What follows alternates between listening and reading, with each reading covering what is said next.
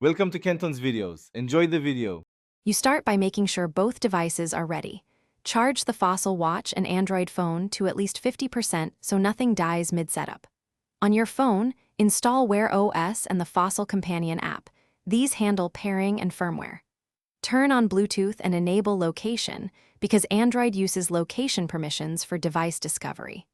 Once done, open the Fossil app and accept requested permissions. This lets the app find the watch and exchange settings securely, which speeds pairing and future updates. Now you pair the devices.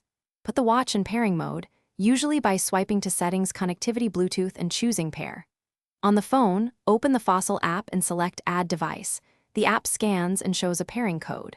Confirm that code on both devices so encryption keys match, and let the app complete the handshake. Make sure to grant notification and contact access when prompted, because that lets notifications, caller ID, and quick replies work as expected. Finish by updating the watch firmware and syncing accounts.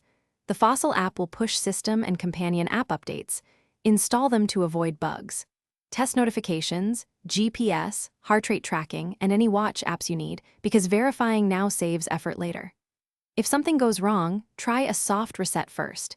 If pairing still fails, clear the Fossil app cache or uninstall and reinstall it, then factory reset the watch and repeat pairing. That sequence resolves most connection and permission conflicts.